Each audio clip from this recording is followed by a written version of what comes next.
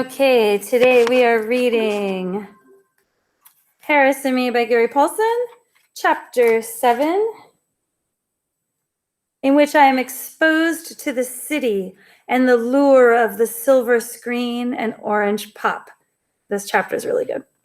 Summer days fed into summer nights full of fireflies and the smell of lilacs around the house, and back into days where the farmyard became a whole way of life. Any concept of an outside world was lost in the endless games and new ideas Harris conceived. But when I'd been there 2 weeks, long enough so that the other parts of my life were all but forgotten, and I was content to stay there and play forever, a day came when there was a change in the routine. Actually, the day was much the same: up, worry about Ernie, help with the milking, and get in trouble. In this case, the trouble involved playing at being what Harris called a red Indian. Very racist. Definitions are important. I had often played cowboys and Indians back in the cities where I lived, and played war a great deal in the Philippines, and I had ironed out forms and disciplines for both games. In war, you were always the hero, and you always won, and you always were generous with your foe if he lived. In Cowboys and Indians, you were always the cowboy and always won, usually with as much gunplay as possible, and often saved somebody in the winning. Harris had not had other children to play with as much as I had, and so he had to make up some of his own rules. There were, for instance, no cowboys the way Harris played. This caused some difficulty because I had a revolving cylinder silver-plated 6-shooter with me. I had not used it for war because it was the wrong kind of gun, but it made me, clearly, king of the cowboys. It was hidden in my box beneath the bed, along with the pictures, and I suggested bringing it out, but Harris was adamant. No, there ain't no cowboys, only red Indians, and don't nobody win but the red Indians. This idea was new, but I was willing to try it as long as I didn't have to lose. What with Ernie and the pig pen, I had been doing rather a lot of losing lately. Well, what do? We lurk, Harris said, and shoot the hell out of everything. I warped my imagination around and figured a way a red Indian could have come up with a silver-plated 6-shooter. Something to do with barter and some ponies. But Harris again shook his head. You never in your life saw no red Indian with a silver 6-shooter. Well, what do we shoot with, our fingers? It was a lesson to me to never underestimate Harris. He took me around to the back of the granary. There had once been a chicken pen back there, years and years before. It had all fallen down and rotted away, but willows had grown where the chicken yard had been. Fed by the chicken manure, the willows had gone crazy and made a stand of perfectly straight limbs so thick it was almost impossible to get through them. They were every size, from as thick as a little finger to 1 inch across. Harris pulled a butcher knife out from beneath the granary. It was Claire's favorite meat knife, and only that morning she'd wondered where it had gone. And I knew then that Harris had planned to play Red Indians even yesterday. I was pretty sure that Claire wouldn't want Harris to have that knife, or anything with sharp edges, or even a point as far as that went, and I said as much. There's too blame much of that in the world, he said. Too much of what? Rules. Every time you turn around, there's something you can't have or something you can't do. I'll tell you what. He looked at me and waved the butcher knife. You never in your life saw no red Indian putting up with rules, did you? Which was perhaps true, but it was entirely possible that no red Indian had ever taken Claire's butcher knife and hid it under a granary either, I thought. Yet I didn't say anything. He waded into the willows and started whacking away. The thicker willows became bows and the thinner ones became arrows. We worked for an hour or more, peeling bark and using heavy sack cord as string for the bows, and stripping the bark from the thin ones to lighten them up for arrows. We sharpened the arrows. Each of us had 6, and set out to do as Harris had stipulated: lurk and shoot everything. Here, Harris and I differed dramatically. I thought he meant literally things. I was content to shoot at dirt hunks, mounds of hay, clumps of horse droppings, and just pretend they were settlers or cowboys or cavalry. Harris took it to the next highest plane of realism and went for living objects: cows, horses, and pigs. I hesitated. Clearly, this violated some rule, or we, as I pointed out to Harris with what I thought was impeccable logic, would have seen the grown-ups out shooting at the animals with bows and arrows. They won't see us anyway, Harris pointed out. We'll be lurking. He convinced me. Not directly, but I had started to consider the secondary benefits of this approach. The truth was, I had two formidable enemies at the farm. One was Vivian, who had driven my testicles up somewhere around my tonsils and my head down between my shoulders. I still twinged when I thought of her. And the second deadly adversary was, of course, Ernie. It was all right to play Red Indians and imagine enemies, I thought, but how much better to have real enemies to shoot at. We lurked. Harris led off, and I followed, mentally awaiting my chance to get a shot in at Ernie or Vivian, who was out at the pasture at the back of the barn. Harris shot at the sows. I shot at the sows. The arrows bounced off their sides without hurting them, though they squealed and acted in other ways just like surprised cavalry. Harris shot at a chicken. I shot at a chicken. We both missed, chickens being much smaller cavalry than pigs. And undaunted, we headed around the backside of the barn. I was watching to the rear, hoping for a shot at Ernie, and turned to the front just in time to see Harris take a quick shot. There had been a small patch of gray fur by the edge of the corner of the barn, not much bigger than the palm of my hand, so small that Harris would normally have missed. And he would probably have missed, but he shot instinctively, and his reflexes carried the day. This time, he hit perfectly. The sharpened point plunked into the center of the fur, and there was a screech, like somebody drawing a million fingernails across blackboards, and about 50 pounds of really angry lynx looked back around the corner directly into Harris's eyes, his soul. "Oh!" he had time to say. "Buzzer! No, Buzzer! I'm sorry, Buzzer! I'm really sorry, Buzzer! No, please, Buzzer!" He had thrown down the bow, and by this time was running across the yard, trying either to make the granary or the house.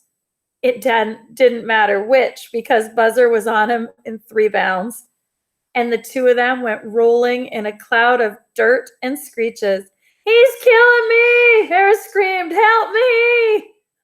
Arms and legs and paws and tufted ears seemed to be everywhere. I was worried about Harris, though I didn't think he could be killed by anything. But I wasn't about to cross Buzzer. I yelled, "Buzzer, you stop that now!" Which, of course, had no effect at all. The fight kept roiling and boiling, and I'm not sure what the outcome would have been, but suddenly the screen door on the house swung open, and Claire was standing there, her hands in her apron. "Harris, you quit playing with Buzzer now and come inside. We've got to get ready for town." I love that she thinks they're playing. And that stopped Buzzer. When the dust settled, he was standing on top of Harris, looking at Claire, spitting out bits of bib overall, his stump tail wriggling happily. "Get off me, you gooner," Harris said. "Didn't you hear? We got to go inside." He rolled out from under Buzzer and stood. His bibs were in shreds, and he was bleeding from a dozen or so cuts, but he seemed to be in one piece, and he ran to the house. I made a loop around Buzzer, who spat once more and went back toward the barn, and I followed Harris into the house. "Is there a dance or what, Ma?" Harris was by the sink where Claire was pumping cold water into a steaming pan of hot water to cool it. Yes, there's a dance and a party for the Halversons to help them rebuild. Their house burned. Is there a picture show? The tragic news didn't seem to bother Harris much. Do we get a picture show? She smiled and nodded. I think so, yes. Can we have pop? He added. Don't we get to have pop for the picture show? She didn't answer that one, but instead bent his head over the sink and started cleaning it, in much the same way Sheer Glennis cleaned the separator parts after milking, pouring hot water on a spot, scrubbing with a stiff bristle brush until he screamed, or actually well after he screamed, ignoring the cries for mercy and some first-rate profanity, and then doing another spot. I stood watching all this, not thinking that I would be next, until Harris was done, literally and figuratively, and then Claire turned to me.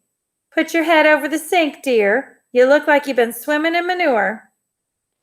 I did so, and in moments understood why Harris had screamed so hard. It felt like the brush was made of nails. She dug and probed every crevice and opening on my head, pouring scalding water between bouts of scrubbing until I felt like all my skin was gone. There, she said, pouring water the color and consistency of the Mississippi down the drain from the dishpan.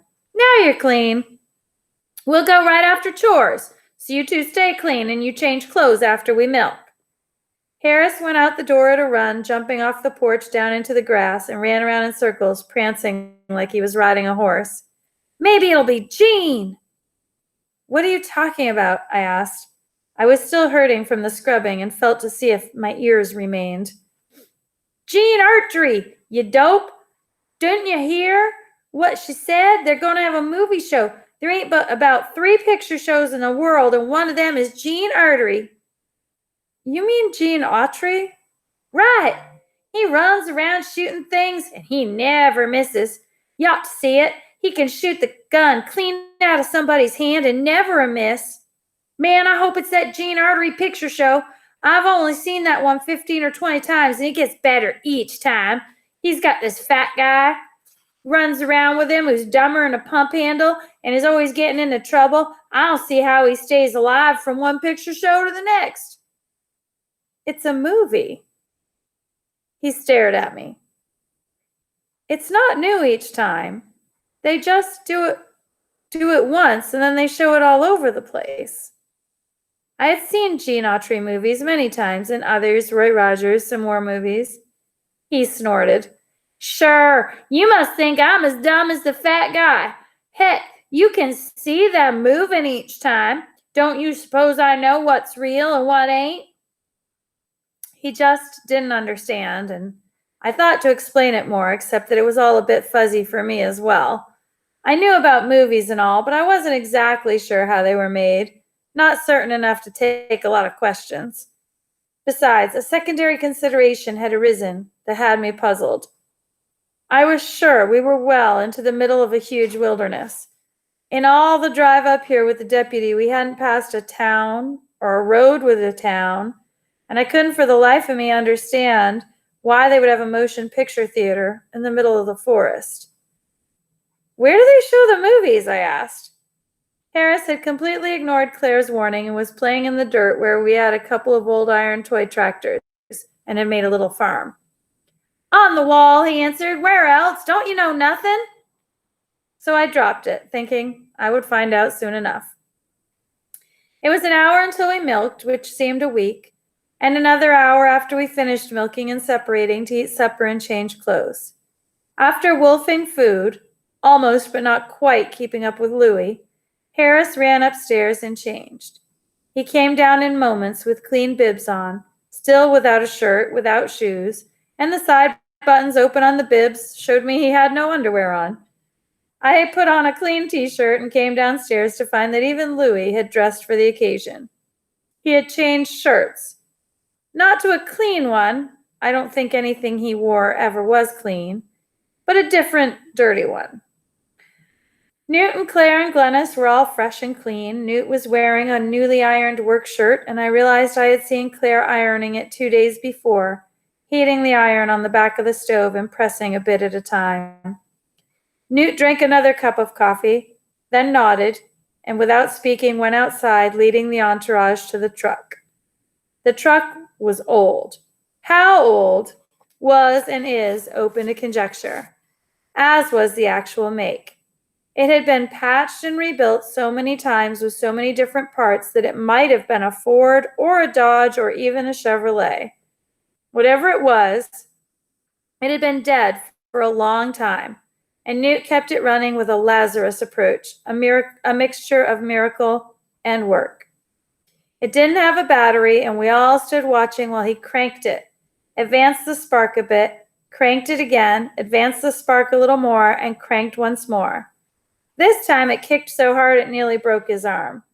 He swore eloquently. I began to understand where Harris found his ability, and then backed off on the spark, cranked once more, and it started with a sound like the pistons were exchanging holes. He stood smiling, and we all clambered in.